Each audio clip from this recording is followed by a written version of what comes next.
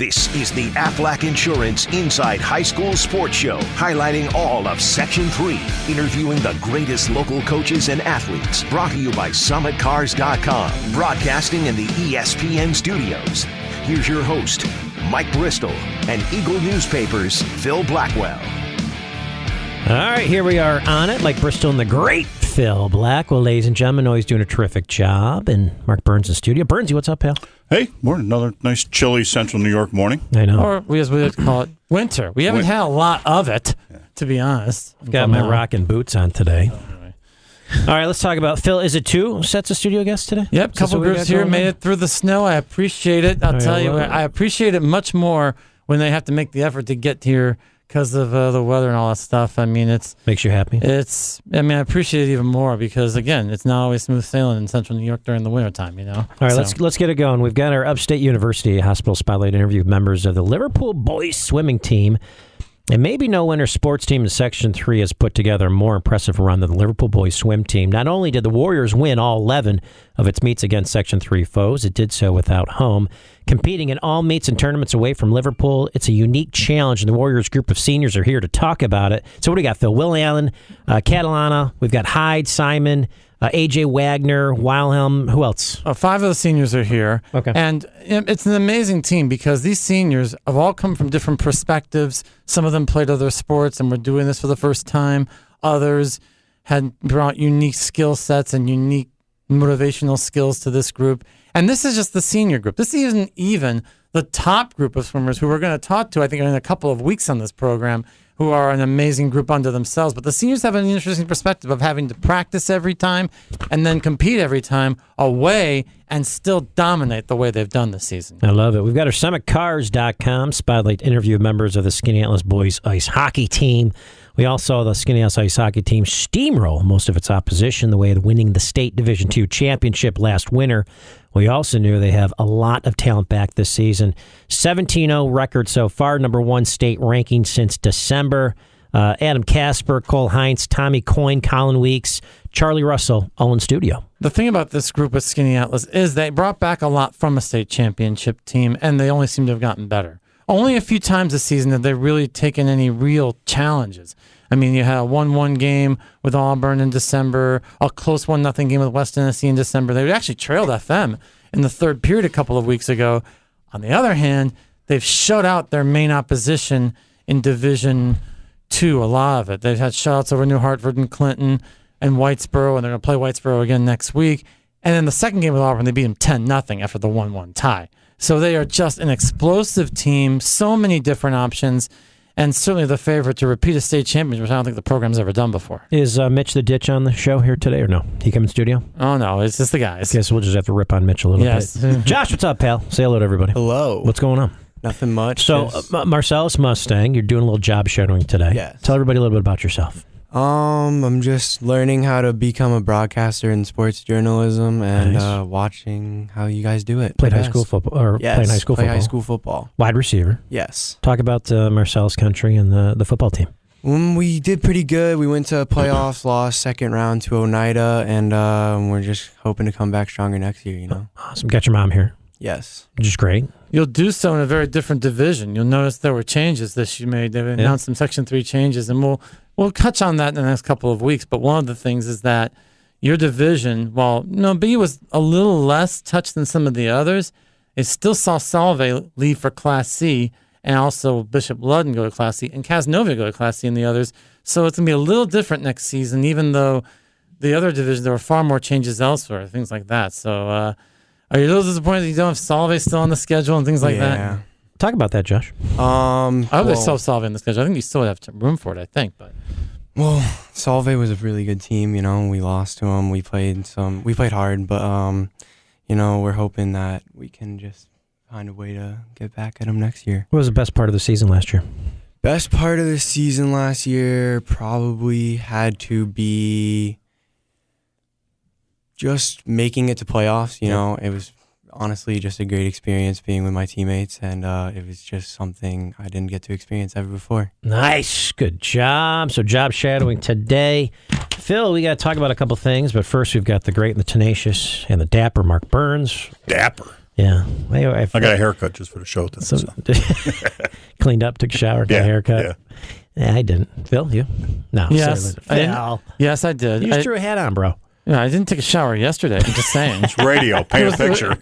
Yeah, I didn't leave I also didn't leave home yesterday because of the snow, so there you go. That's right. All right, we've got the Army's new marketing campaign. What's Your Warrior? Showcases the breadth and depth of opportunities the Army offers today's youth. I like that you guys come out with these different slogans. Well, new ad agency, new campaign. We're trying to get back to re-highlighting that we have 150 different skills we can train you for, and it's not just all pointing a rifle and pulling the trigger.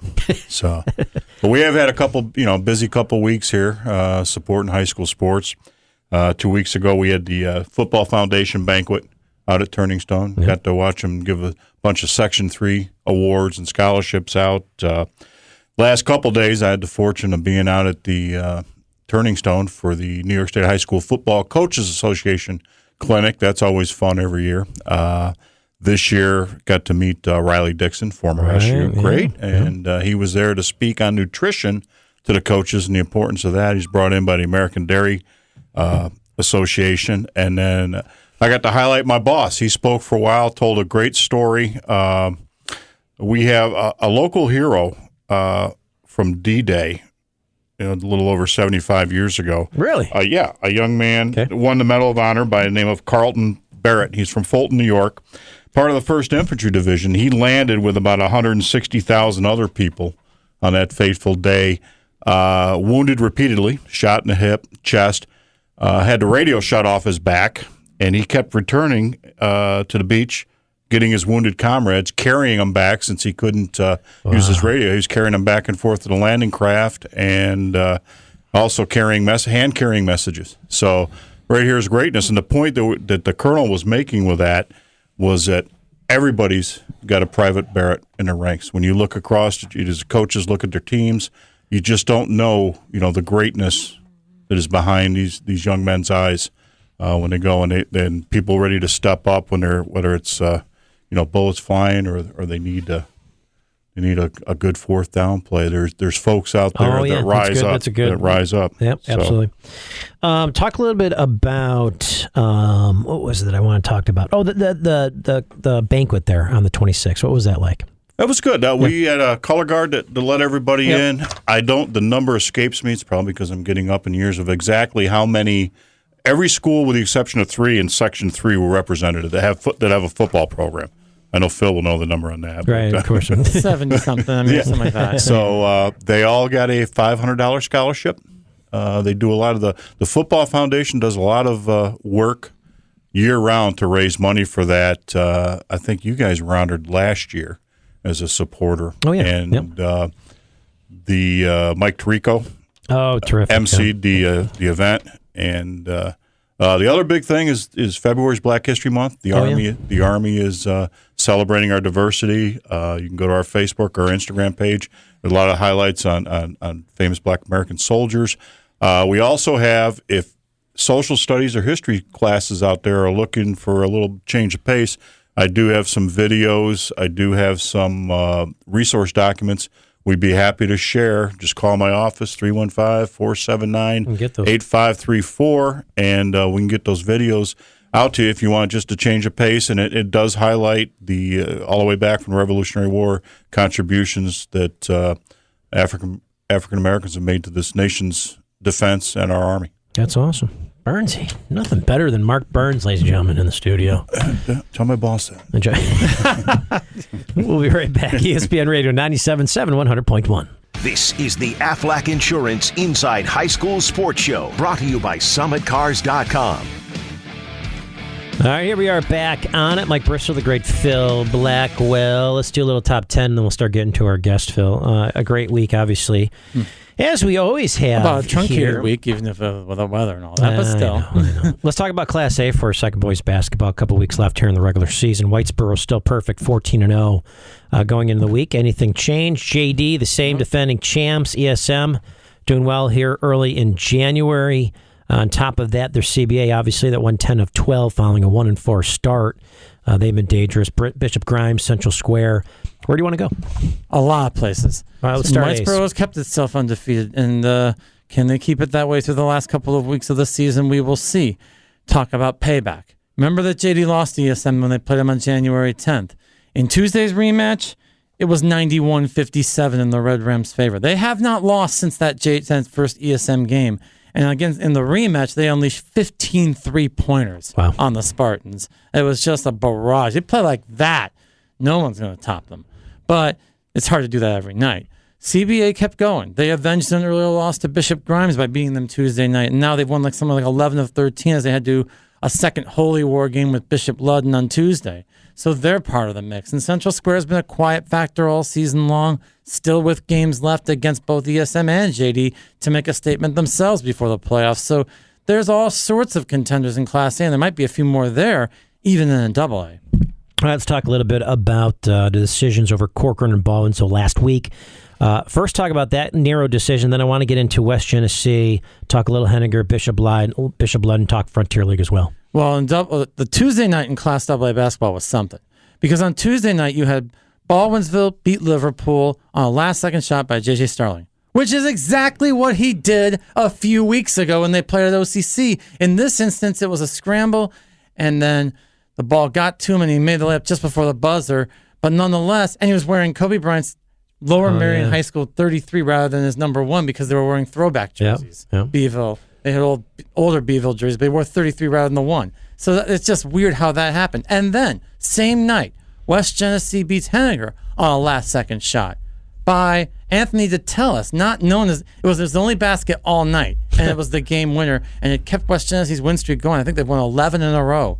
So you have those two teams, and Corcoran, who won a tough one over Nottingham, that remain probably at the front of the line with Bishop Ludden, who've been pretty steady all season, though they had to really escape with one over SAS earlier this week. And, of course, they'll try and avenge their earlier loss to Ludden on Tuesday.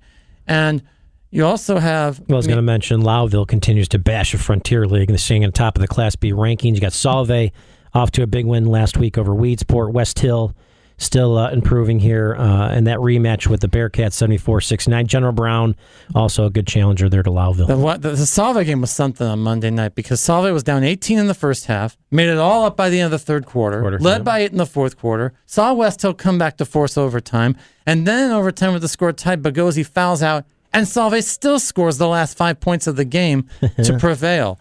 And granted, they did lose an on-league game to FM, but they finished the regular season 16-4. They're probably Lowville's biggest challenger in terms of the Class B ranks. And by the way, your Marcellus Mustangs, nice win over Jordan Elbridge on Thursday, as they're going to be a sneaky, tough team to get rid of in the playoffs. Pretty balanced team. Josh, any of your buddies on the Marcellus team? Jared Salmon, Matt Kershaw. Football players? No, Jared Salmon, he played wide receiver. Some of them are soccer players, too. Yeah, a lot of them are soccer players. You got to. Good 2-3 sport athletes. A solid team that, again, would be a tough out because of their balance, and they play pretty solid defense as well. So they're going to be tough out in the playoffs. Phil Weedsport boys basketball undefeated. Cato Meridian, I think, 500 mark at this point right now. Warriors 63-55, nice win there.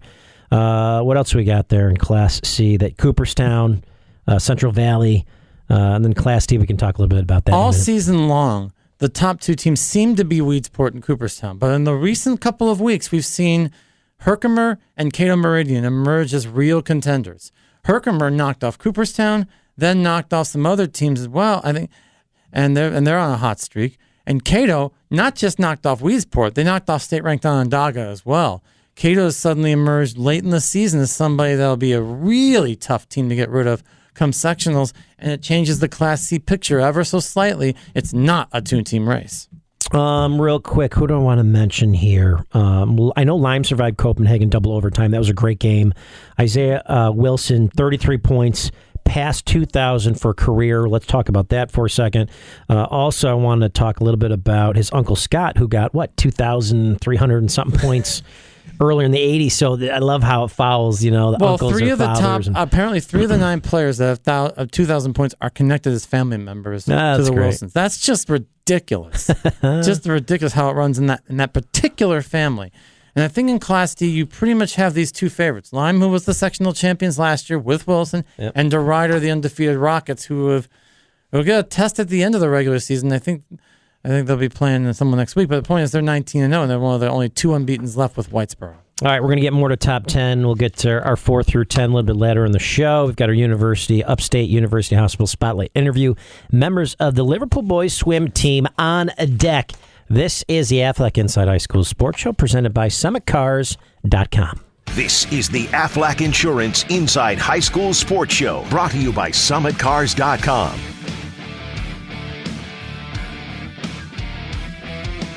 All right, here we are back in studio. Mike Bristol and Philly Blackwell. And what do we got going on? We've got our Upstate University Hospital Spotlight interview with members of the Liverpool boys swimming team. And we had mentioned this a little bit earlier in the broadcast on the first part of the monologue. Boys are in here doing well as always. Let's talk about who's in studio. Will. What's up? Will Allen. Hi, Will. Hello, how you doing? Will, awesome job. Braden, what's up? Braden, what's happening? Hey, how are you? What's up, Braden? Jack Hyde. How's it going today? Jack, good to have you in here. Simon. Van Hout. How's it going? Did I get the right? Van Hout? Yeah, you got it right. You're all fired up here in the show. Like you said it like 3 times. I got to make sure I get your name right. Ian, what's going on? Hey, how you doing? Wojciechowski? How do you say that one? Wojciechowski. I like that. We just call him Blojo. Wojo. That's a shocker. Ian, jump on the microphone. Get close to it here for a second. Talk a little bit about the Liverpool boys swimming team here. I don't know. I just joined this year. Just joined in November. Do you like the guys or not really? Yeah, some of them are good. Yeah. One of the captains, Julian Brownlow, he's a little bit of a bully. Yeah. Yeah. Bring him in studio and we'll take care of him. Yeah. All right, so don't worry about that. We should have gotten him on air. Yeah, so I just joined this year. They've been nagging me to join for a couple of years. I finally gave in. Finally did it. Yeah, so the first couple of weeks of the season were kind of rough for me, but then I started getting used to it and started picking up pointers. You guys reek. Yeah. Did you guys just get out of the pool? Yeah, right out of practice. Holy cow, they must load it up with chlorine. Yeah. Let's go to Van Hout. You ready, Van Hout? Simon, Yes, I jump here on the am. microphone. What's up with the bleach blonde hair? Well, we do it for sectionals. Did you guys do it last year? Is that what Yeah, you we saw do it last every year. It's a tradition. Okay. I don't know when it started, honestly. Did you go to a hairstylist or just do it yourself? Oh, no. We went to like a church's like gym area. We all did it as a team. Not all of us. Coach makes it a very good point not to haze anyone into it, but you know. It's silent hazing without coach. It's a request. It's highly recommended that you do it. So yeah, we do have sectionals every year. We got crazy cuts right before sectionals. We do that. We're doing it this Tuesday. What's crazy cuts? So basically, freshmen have no choice of their haircuts, and Nice. usually get really bad ones from the seniors. Is that where that bully guy comes in? What's his name? Julian Brownlow. Yeah. Shout out JFB. Yeah. And so we do the haircuts. So they're all bad. They're always horrible haircuts. That's what makes it fun, right? Yeah. And we shave it off. After. Well, we shave it off right night of sectionals. To compete better, swim better. All right. Jack, what's going on, Jack? Not so much. Jack, you need to get a little bit blonder, bro. What's going on with you? You like did some highlights, but that's about it. Well, I did nothing. You did nothing? Yeah. Why not? You didn't want to do it? Yeah, just I'm going on a trip with him after sectionals in like a week. So You didn't want to look silly? I didn't want to be bald or anything for that. Nice trip. Braden, what's up, man? I'm good. How are you? What are you studying? What am I studying? In school, yeah. What do you want to study?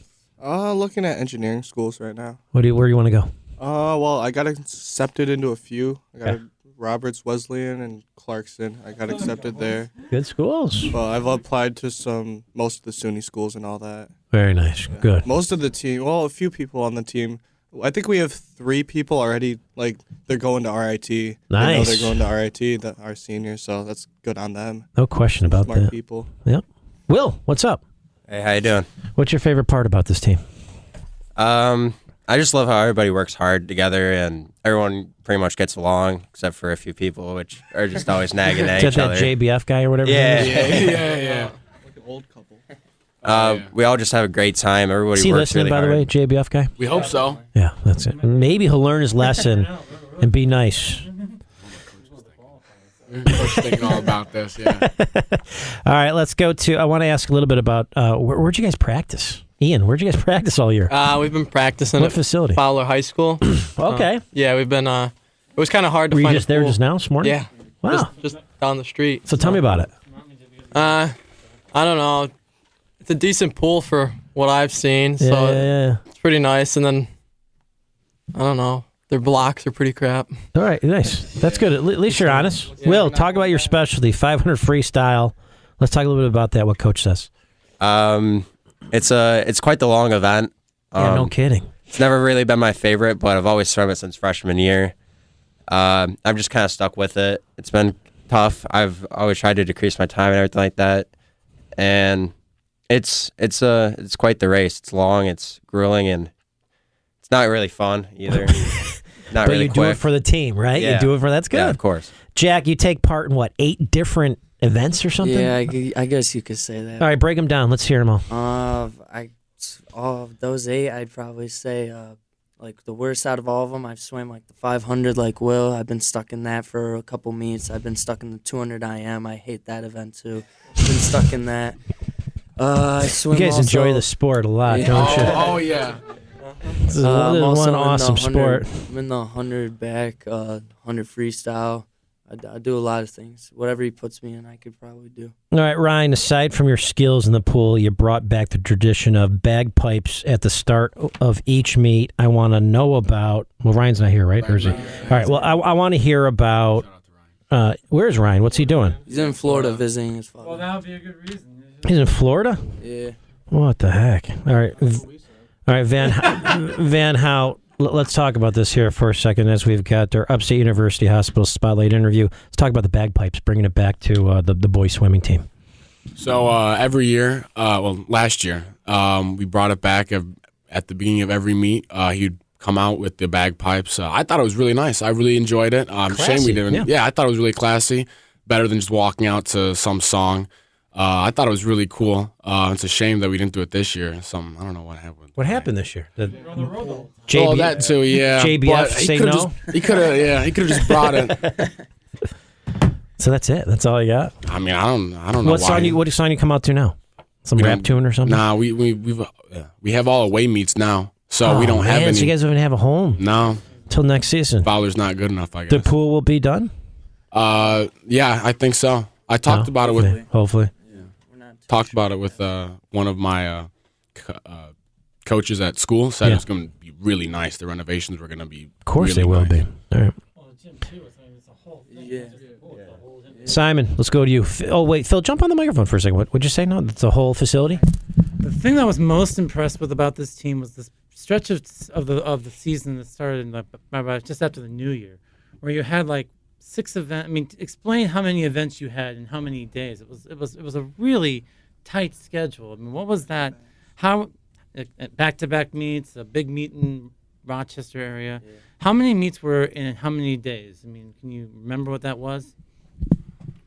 Most we had probably 2 meets a week at most. I don't think Coach wanted. Pretty sure. Yeah, we also had like 2 meets in a row, and they were both tri meets too. So I was up against 2 other teams at a time. So in total, that's 4 teams in 2 days. So. Simon, talk about I heard this motivational words for the rest of the team here. Your written language. Tell me about that. So written language. That's what I do miss. I do miss the chalkboard that we had at the old high school. You guys aren't bringing any of the stuff back? You're missing out on all this year. Coach won't let me write on the whiteboard this year. Why? Hey, ask him. That's a good question. I definitely did enjoy writing in my, as he would say, the coded language. Always inspirational. Always some inspirational stuff. I like to write in cursive, so. Oh, nice. I guess it's hard to read. Well, we used to write. But the cursive was never spelled right, so. It was never spelled right. I mean, I don't know. Sometimes. It was beautiful handwriting, but you just couldn't decipher what it said. Right. That's why it's cursive. Learn how to read cursive. That's right. Braden, you played football in the fall. Talk about it. Ballistic approach. What is that exactly? It was pretty fun. My first year on the team was my 10th grade year. I also played football then. And I decided to do preseason last year, but I don't think it really helped me for swimming, so I just went back to football. And it was still tough getting into it, just because like the different works that like the different body parts you work and all that. Yeah.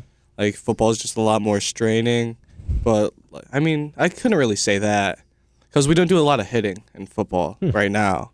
Well, they try, you want to kind of save yourself and stay healthy. Yeah, and all not in that. practices, and I never really saw the field. So. At least you went out, though, pal. Senior night was fun and all that. Oh, yeah. But we have senior night for swim, and we get to, like, pick all of our songs to walk out to, and, you got to save yourself for your engineering future.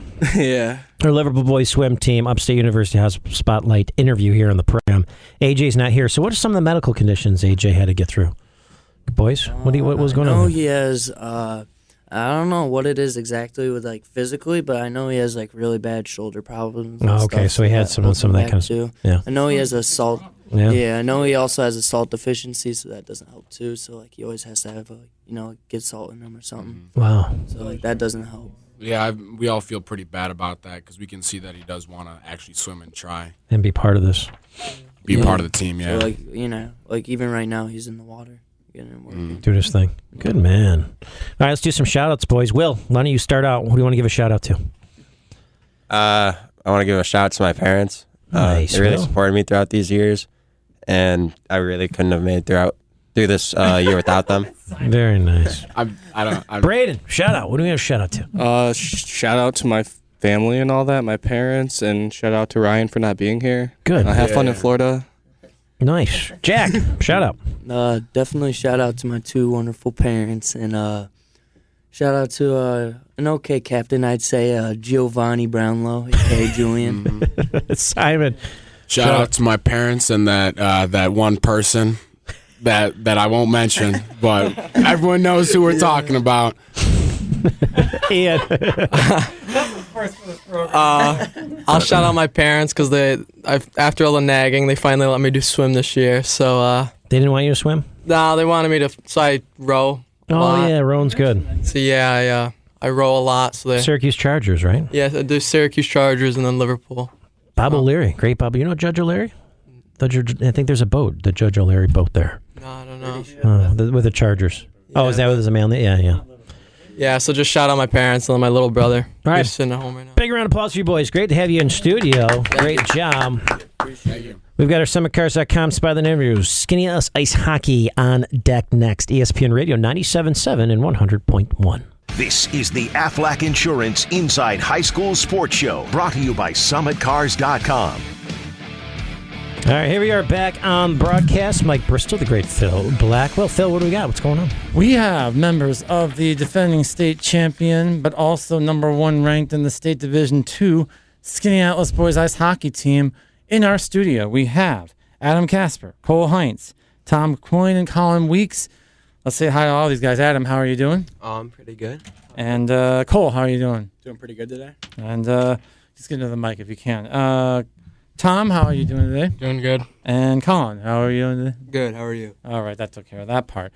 But this is a team that I believe is 16-0-1 is the actual record, because you were supposed to have a game last night with Whitesboro and it got snowed out. They'll make that up next week. And by the way, Whitesboro, number 4 ranked team in the state themselves, having a super season, but you shut them out the first time you played them. So looking into this season, did you feel as the season started just as hungry to go after the type of stuff that you had when you were last season, when you were challenging, when you weren't state champions? I mean, did you feel that same kind of hunger?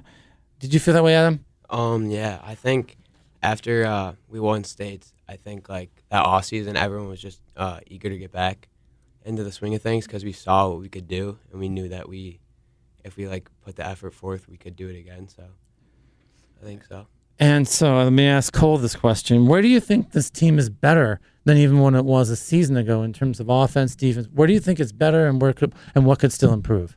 I think our routine's a little bit better before the games, and we move the puck a lot better this year than last year. I mean, we lost a lot of seniors, but I think we're still a pretty good team out there. No, routines. What do you mean by that? I mean, just well, we have the 7 game standards before the game. It's like shots, shots against, penalties, power play, like all that stuff. Hits, face-off percentage. Yeah, like we try and live by those. And if you get more face-off, you get more possession and all that. Yeah. And then if you get more shots, and all those things make a sense. Now, now there's one thing that's true about this team is that it is so deep in terms of its attack. Potent, deep, all kinds of people that can contribute. There's 3 players that have 30 or more points on this team. I mean, first of all, who is the main scoring line? I mean, Tom, who are the main guys, the line? Who are the lines? How do they line up? The Garrett Krieger, Charlie Major, Charlie Russell line is dominant, and very few defensemen can stop them from scoring. And then, obviously, with Cole Heinz's line, Cole over there, his line. Now, Cole, who's with the line with you? Who's with who? Brendan and Jacob, but it moves around. I play with Colin sometimes. Brennan Powers. Brennan Powers and Jacob French. Jacob French, and I see that way. How many lines can you throw? How many lines? I mean, you throw 3 out there. Many teams have 1 good scoring line, maybe, and you guys have 2. And how many lines can you throw out there? We throw 3 out there usually. And to give you an idea, I mean, some people don't realize how long the shifts are. They can be during hockey. How long are shifts typically during a game? A minute usually. We try and limit it to a minute because we don't want guys out there too long getting exhausted. We kind of play the long game and try and be energized for the third period. Makes sense. But, of course, in your instances this season, there haven't been that many games that have gotten to the third period with much suspense. But it happened a couple of weeks ago when you played FM. You were down in the third period. When you've not faced that all season, how does your mindset change? I mean, I've got to ask them. Oh, anyway, anyone can ask them. Well, I mean, Coach just we went into the locker room after the second period, and he was kind of like, well, this is the first time this has happened all season, and we just need to find a way to work around it. So we all went in there, and we kind of focused up, and then we came out playing hard in the third period. But on the other hand, I believe you've beaten now all 4 of the teams atop the Division I standings. I think you've beaten West Genesee 1-0 early in the season. You beat Syracuse, who are the reigning Division I champs and having another good season. FM, who is a really improved team, and Baldwinsville. You beat them in the Schneider tournament as well. So, I mean, you have a claim to be Central New York's best. I mean, when you can beat all those teams, it's like, wow, pretty impressive. Adam, you were in goal for the postseason run last year. Yeah. You were not the starting goalie when the season began last year, but you took over later. Mm-hmm. What did you learn? What was the biggest lesson that you learned from playing in big games that you apply right now? Kind of just stay calm, because I got a great team in front of me, so everything's gonna work out. Everyone's got my back. Just stay calm and don't fall under the pressure. But again, you're not starting every game. Who else has been in goal this season for you guys? I mean, Chad Lowe's done a great job. He came in. I got hurt about a month ago, and he came in and took care of business. We won every single game, and he did great. Kind of like last season, in that you came in for who was it? Chris Falso. For Chris Falso, and then you took over. Are you a little concerned that maybe Chad gets the starts in goal in the postseason the way you did? A little bit. He's doing really good, so. But you're cool with that? Yeah. Okay. Yeah. I want to make sure you're cool with that. I mean, as you're a captain, you got to kind of, not many goaltenders are captains. Yeah. Because people just think, well, let me ask the rest of you guys. I mean, Adam, does he fit into the goaltender as a unique personality type of thing, or is that just not the case? Oh, for sure. He's a great kid. On and off the ice. Yeah. All right, that's very important. All-around leader. Now, the one thing that I was really, interested in was the way you guys responded to the one time you tied the season. The first game with Auburn was 1-1 at your arena. What did you change from that to beat them 10-0 the second time around? Well, we just knew we had to play as a team. And when we played them the first time, it was just with everyone in the building. It's it's packed in there. The energy's high. Everyone's kind of trying to go out and, do a cool move or get a cool goal or something like that to get the crowd going. Then we went into playing the second time. Everyone was playing as a team, and we were doing everything we worked up in practice, and then we just went out there and played our game. All right, we got you got a question? Talk about what they like on the team. What do you guys like about the team?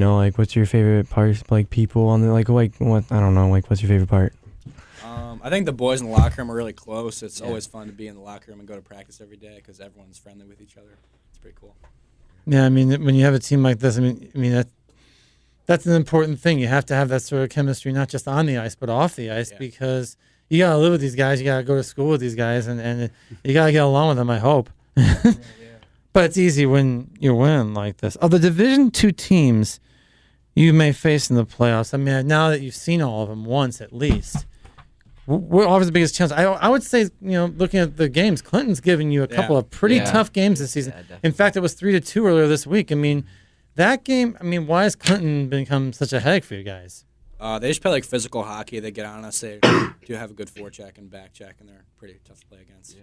But we started moving the puck in the second and third period, and we started getting opportunities and scoring and stuff.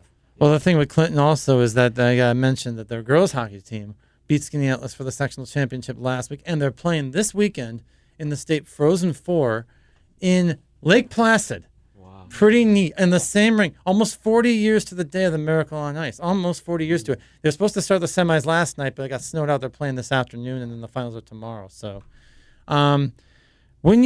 what could you think you could still improve between now and the postseason? What do you think you could still improve?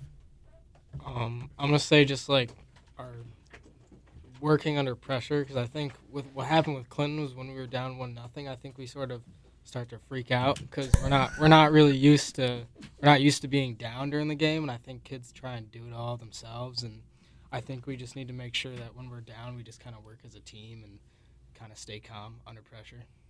We've got our SummitCars.com spotlight interview, and we're talking with Skinny Atlas Hockey. Josh, what do we got for the boys? Do you guys have any like post-game, pre-game traditions that you guys go through?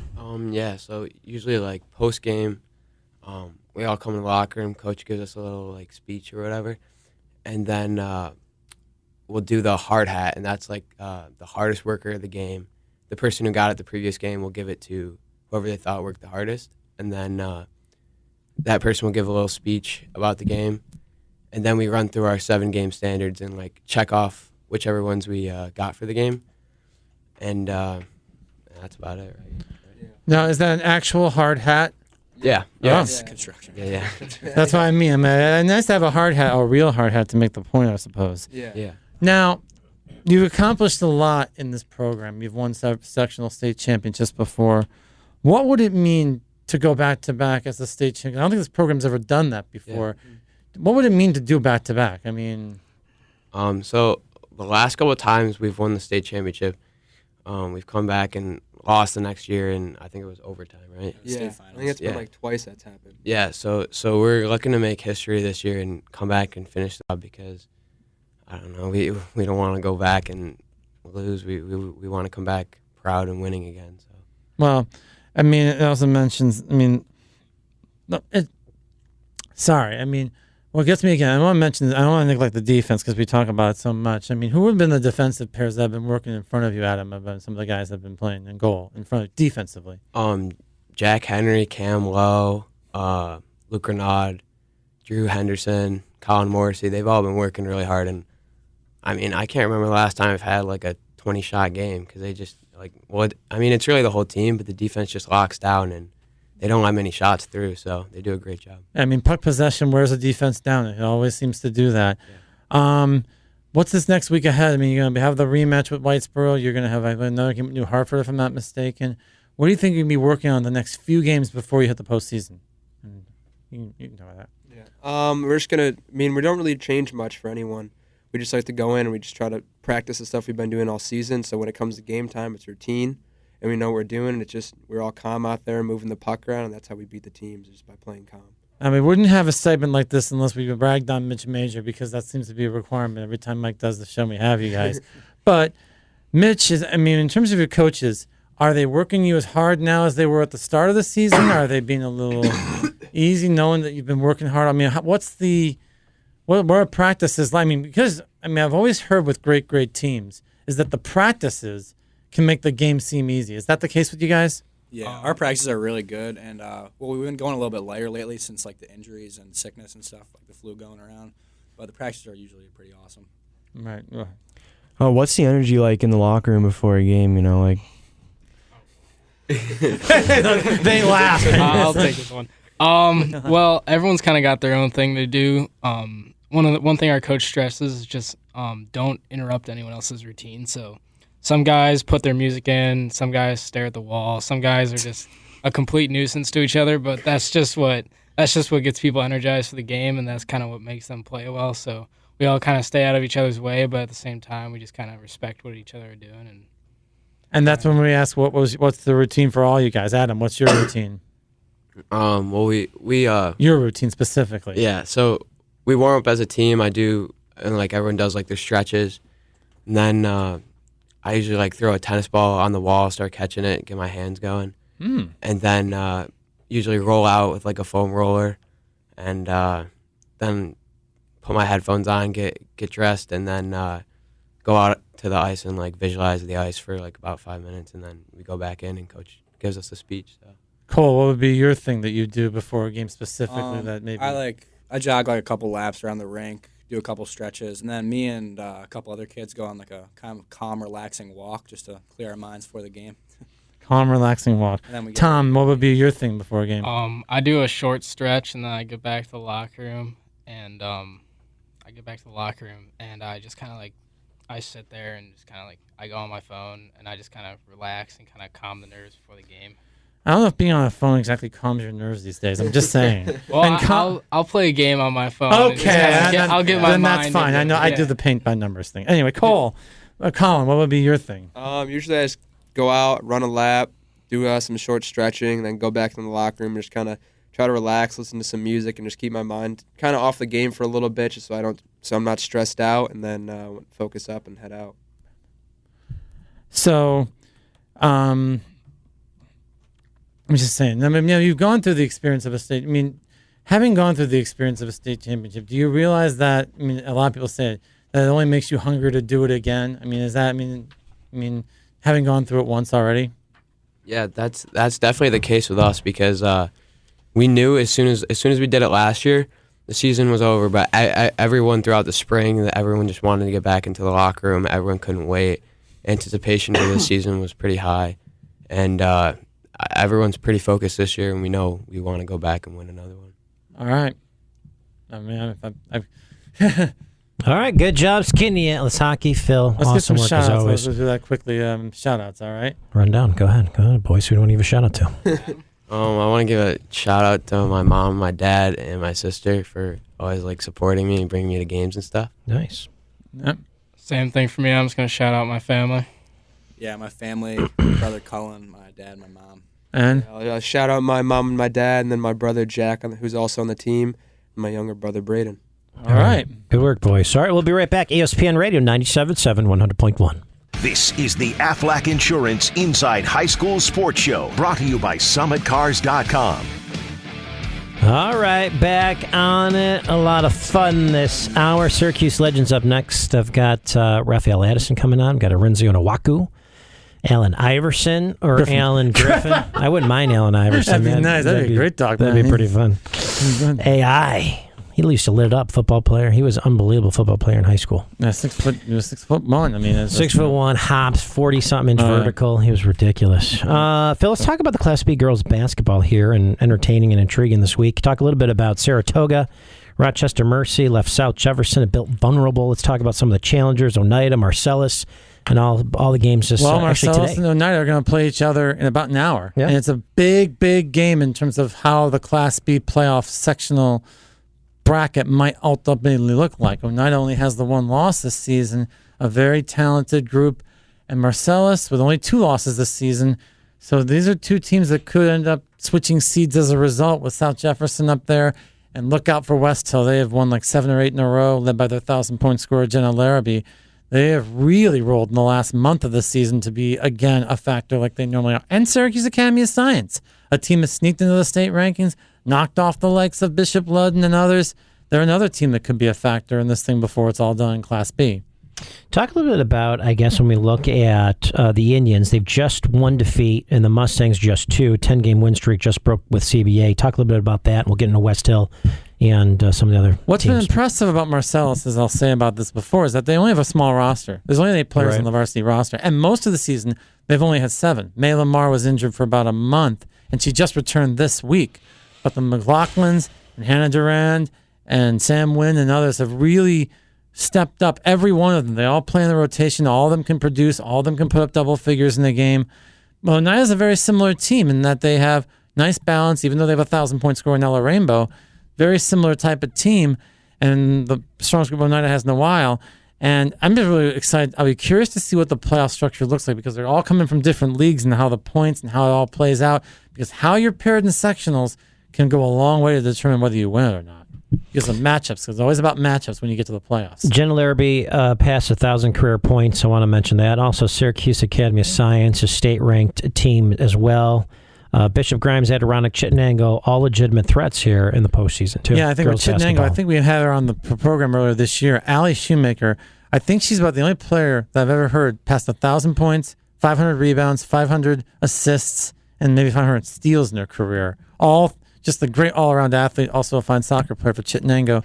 Bears are going to be a tough out as well. So, the other big story in girls basketball last week was Weedsport's Susie Nemec and the completion of an astonishing month. After twice topping 40 points in games against Little Falls and Port Byron, she reached the 50-point mark when the Warriors handled Cato Meridian 2 40s and 50 in a month in a 32-minute game. I mean, it's unbelievable. Well, I mean, Nemec, we had her on the program, I think it was last week or a couple weeks ago, and she talked about how unselfish she was and all that stuff. Right, I'm like, yeah.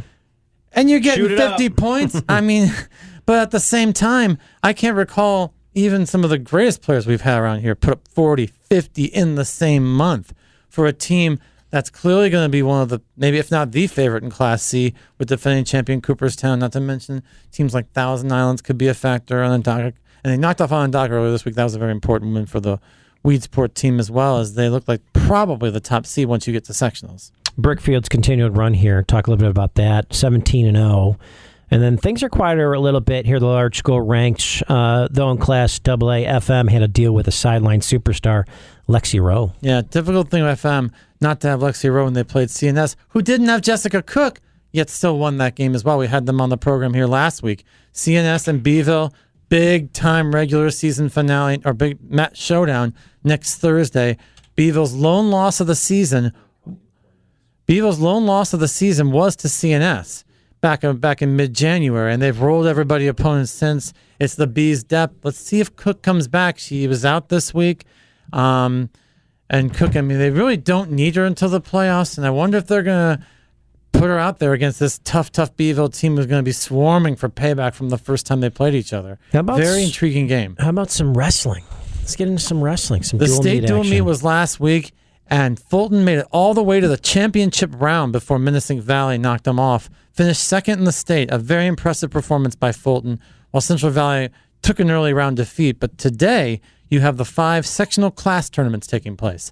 The AA's are at Auburn. The A tournament, I believe, is, I think it's up north, I think it is. And B's, I think they're at General Brown, or C's in Canastota, D's in Sherburne, Earlville. But those 5 tournaments will set things up for next Saturday's overall sectional Division 1 and 2 championships at SRC Arena, and eventually the state meet at the end of the month. Let's go through it. So you've got, obviously you just talked a little bit about, but the Red Raiders won twice to get to the semis, beat Fox Lane 45-33 in the semis, stopped in the finals 42-25. Then Division 2, you got Central Valley Academy was upended early by, who was it, Falconer Southwestern? Who eventually won the thing by 1 point with a pin in the final match. It was a pretty dramatic championship match up there last Saturday. And then today, the 5-section class meet, if you just mentioned, AA sides, Auburn, the A teams to Watertown, the B team CVA, the C teams Canastota, D team Sherburne, Earlville.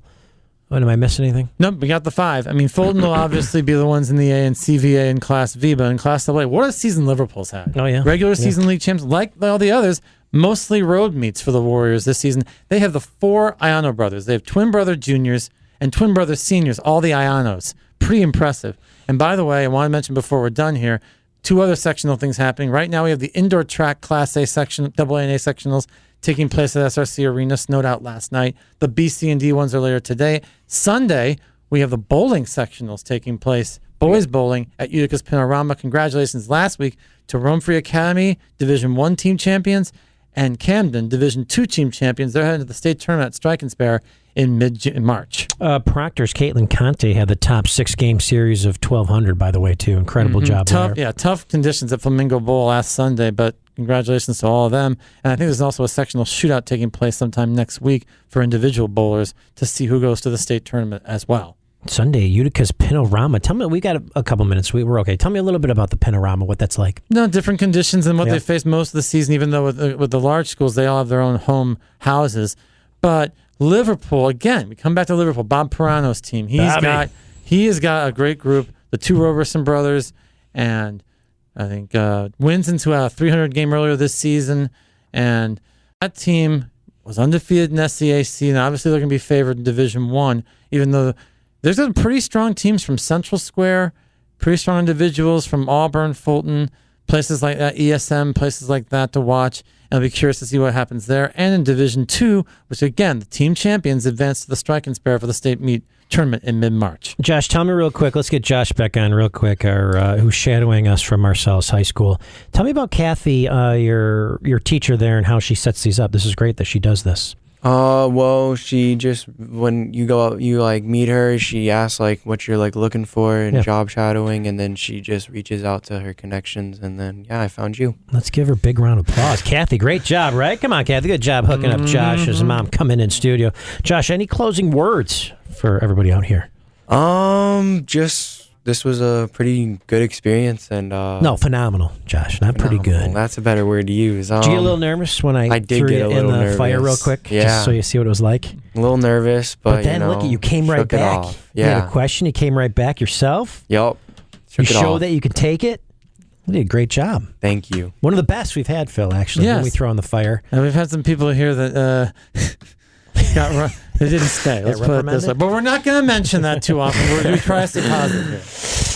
All right, Syracuse Legends up next. I got Arinzio Nwaku. I've got Alan Griffin, and we're going to kick things off with Raphael Addison. So we'll be right back in a couple minutes. This is the Inside High School Sports Show, and as I said, Syracuse Legends on decks. ESPN Radio 97.7, 100.1, 100.1, 100.1, 100.1, 100.1, 100.1.